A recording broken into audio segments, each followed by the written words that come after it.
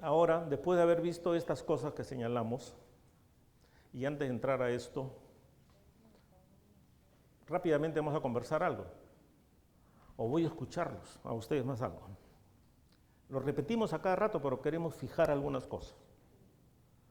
El conflicto. ¿Qué es y por qué existe? Así que tienen el uso de la palabra. Me parece que el conflicto podría existir cuando alguien no piensa igual a mí. Entonces, en ese momento ya se entra al tema del conflicto. Y es posible que yo insista en cambiar de pensamiento a la persona que no piensa igual a mí.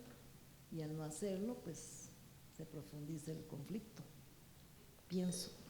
No, está muy bien. Esa es una opinión que tiene mucho de cierto y pueda complementarse de repente con otras opiniones. Bueno, en toda organización siempre van a haber diferencias. Es importante considerar ahí el asunto de escuchar a las personas, comunicación asertiva y efectiva entre los miembros, para buscar puntos en consenso y ponerse de acuerdo. Gracias. Eso es un poco más qué hacer para aprender a resolver conflictos. Escucha activa, ¿no? Un poco de empatía, en fin.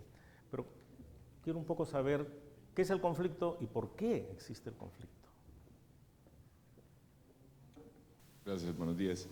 Creo que el conflicto es el desacuerdo que existe entre dos seres humanos y existe porque cada ser humano tiene una percepción diferente de algo. Gracias. Muy bien, están escuchando, ¿no? Esa es una apreciación bien concreta, pero contundente. En todo tipo de relaciones interpersonales se da el conflicto, pero siempre prevalece una situación de poder y de autoridad. Generalmente la persona trata de imponer su criterio y se da en el aula, en los matrimonios, en la casa, en la familia, por lo cual el conflicto siempre va a existir hasta que se llegue a un acuerdo. ¿Creen? Para mí el conflicto es la diferencia de intereses, porque también si nos ubicamos en la diferencia de posiciones es algo más radical, que no se puede negociar y siempre va a haber una persona que gana y pierde. Entonces por eso tenemos que procurar que la diferencia sea una diferencia de intereses que para que las dos partes puedan llegar a un consenso. Muy bien. Lo que ustedes vienen diciendo hasta ahora me releva a mí de darle toda una explicación del conflicto.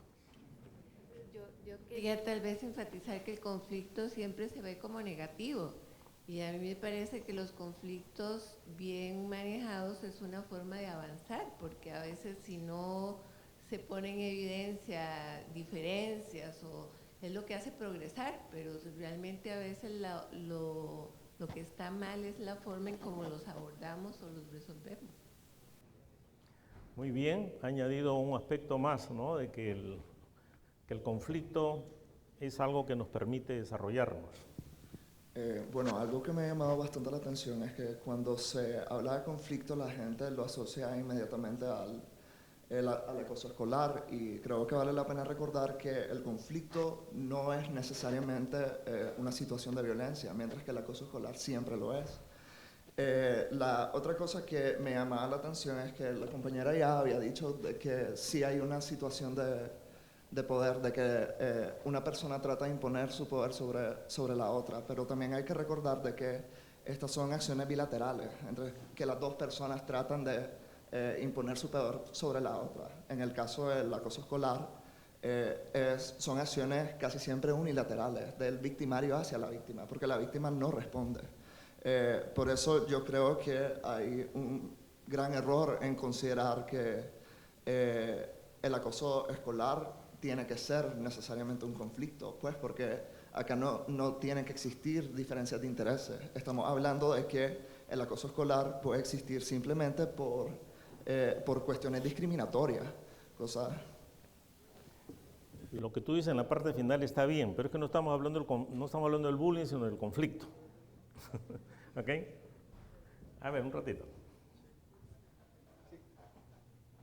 Es que lo que estamos diciendo es que, digamos, el conflicto es una expresión, ¿verdad?, de una situación mal administrada. Es decir, si bien es cierto podemos tener desencuentro en algunas situaciones.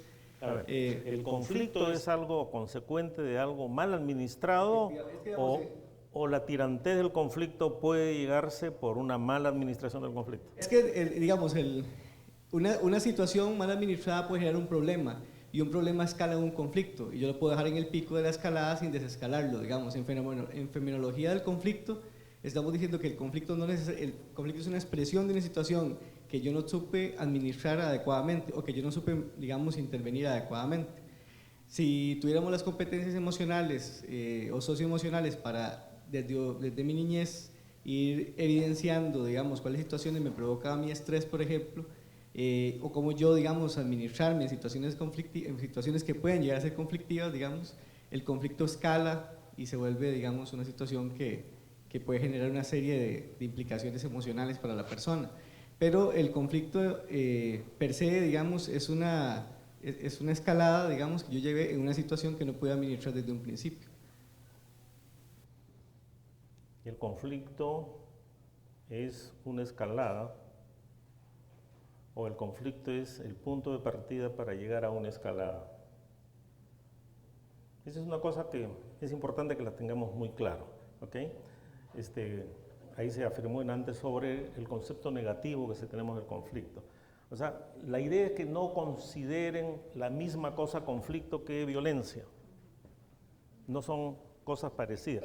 Ni siquiera podemos hablar de que son continuos uno del otro. Son entidades diferentes. ¿Quién fue por aquí? Yo pienso que el conflicto es un enfrentamiento de posiciones de varias partes, ¿verdad? Y lo que posterga que haya un conflicto es la mala comunicación entre estas partes, ¿verdad? Entonces, por eso en muchos casos se utilizan otras técnicas como es un mediador o círculos de paz y demás. Y la escalada de la violencia se va a dar en función de la frustración que tengan las personas en sus posiciones y la no resolución de un acuerdo donde ambas partes se sientan un poco satisfechas, ¿verdad? El conflicto es lo que está pasando en este momento. Tenemos puntos de vista diferentes. ¿Eso tiene algo de malo? Que pensemos diferentes, que sintamos algo diferente, no tiene nada de malo. Es simplemente puntos de vista a la que cada uno de nosotros tiene derecho, por muchas razones. Pero si de repente allí nosotros no nos entendemos sobre alguna de las cosas, ya esto podría ir creciendo y convertirse en algo un poco más serio, que puede ser, por ejemplo, violencia. A ver, aquí hay una opinión más. Y cabe decir que, digamos, con lo que son los conflictos, también depende de los olones o las perspectivas de que tenga, porque tanto conflictos psíquicos, políticos, en el aula, educativos, siempre se rompe la homeostasis de algo. Entonces, eso permite saltar, como vos decías antes, hacia un nuevo nivel, pero el conflicto siempre existe porque si no se mantiene una situación pasiva y no pasa a la parte activa donde se dan cosas diferentes. Es más, si no hubiera un solo conflicto, digamos, creo que hasta ni siquiera podríamos existir porque el cuerpo se mantendría estático y no cambiaría. Y entonces tiene que haber muerte y vida para que sea algo nuevo. Gracias. Bueno, si los conflictos no existieran, no tendríamos razón de estar acá todos.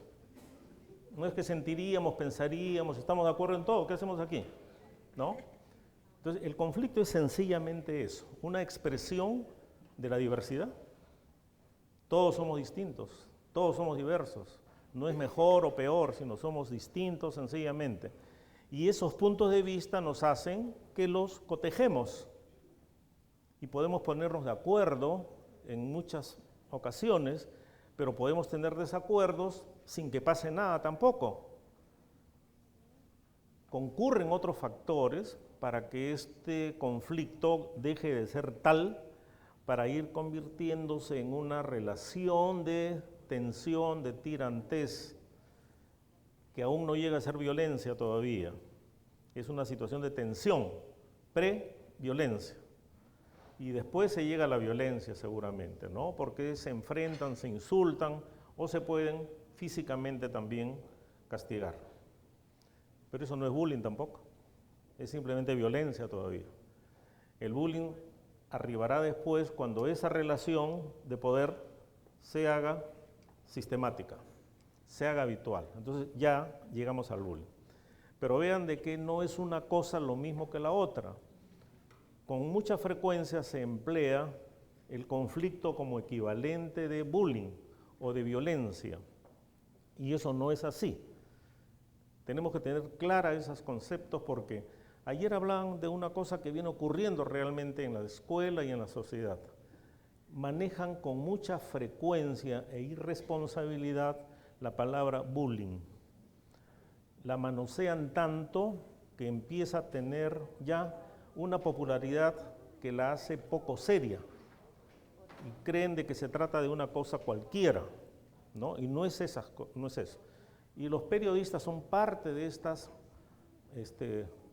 personas de que emplean indebidamente, incorrectamente la palabra. En el Perú, el presidente actual hace una declaración.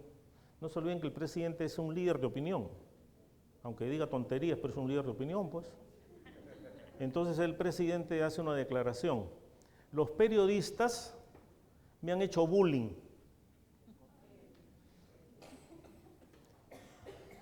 Yo hubiera querido que, si eso existe para él, de los periodistas, hubiera sido un bullying físico, pero solamente fue un acoso, nada más. Bien, entonces ya tenemos claro lo que es el conflicto, que es muy distinto a lo que es el bullying. Este conflicto al que estamos haciendo referencias existe antes de que los chicos lleguen a la escuela. Pero cuando llegan a la escuela se empiezan a hacer más notorios los conflictos, por una razón, que empiezan a convivir los estudiantes. Esa experiencia no la habían tenido nunca ninguno de ellos, cada quien vivía en su casa y solamente convivían con sus hermanos, sus familiares y punto. Aquí encuentran todo un grupo de niños como él, pero con diferentes montajes psicológicos, emocionales, etcétera. Cotejan sus experiencias que tienen hasta ese momento, coinciden en muchas, pero también tienen desacuerdos en muchos de estas experiencias, y allí esos rozamientos que se dan inicialmente son los conflictos que aparecen. Y estos conflictos no están todavía en una situación de agresión, de violencia, nada de eso. Simplemente son diferencias. Ayer, por ejemplo, se hablaba sobre un bullying preescolar, ¿no? Cada quien tiene derecho a darle crédito a sus estudios, a sus averiguaciones. No voy a decir entonces que yo tengo la razón ni ella la tiene. Simplemente hay muchos estudios. Nosotros también hemos hecho algo sobre esto con kinder, con niños de la inicial, y no coincidimos en que esto pueda ser calificado como bullying, pero sí como acciones agresivas que tienen que controlarse. Y si no decimos que es bullying es por una razón. Una creo que es la más importante. El bullying, entre sus diferentes características, tiene una que es la intención de hacer daño. Es intención de hacer daño. El agresor busca que provocarlo sin razón alguna, sin provocación alguna a su víctima. Entre los niños hay mucha brusquedad, mucha violencia, mucha agresividad, pero no hay una intención. Y eso es muy bueno saberlo también, porque no faltan también otros estudios que, no sé de dónde sacaron eso, hablan de una crueldad natural de los niños, ¿no? Los niños desde esta etapa tienen esas diferencias y, por supuesto, allí es en donde los profesores, la escuela tiene que estar muy pendiente para poder identificar cuáles son esos. Muchos conflictos son previsibles. Por ejemplo, estas etapas preescolares o las iniciales o la primaria, los colegios mixtos. ¿Cuál es la primera situación de conflicto que uno puede identificar en los colegios mixtos? El género. ¿O no va a haber conflictos por razones de género? Por supuesto. Eso es lo primero que uno puede encontrar allí. Todos estos conflictos hacen de que los niños discriminen a las niñas, por ejemplo. Y las niñas también desprecian a los niños por características de sus estilos de vida que cada uno de ellos tiene. Bueno, así como esos hay otros conflictos que están presentes allí, latentes. Nadie los ve, nadie los ha estudiado. Y creo que ese es el momento en que uno tiene que intervenir, educándolos. Estas cosas existen, ¿cómo debemos resolverlas? ¿Cómo debemos encarar y gestionar un conflicto? Ellos pueden resolverlo, pueden aprenderlo. ¿Y saben qué? Resuelven solos un montón de conflictos, un montón de conflictos. ¿Cuántas veces los juegos, que es una de las actividades que los niños tienen en los recreos, por ejemplo, los conflictos los resuelven, bueno, ahora jugamos esto, pues después jugamos lo otro. Nadie peleó, era un conflicto, pero nadie peleó. Entre ellos mismos resolvieron ese conflicto. Y así para muchas otras cosas. Esa mirada no debemos perder.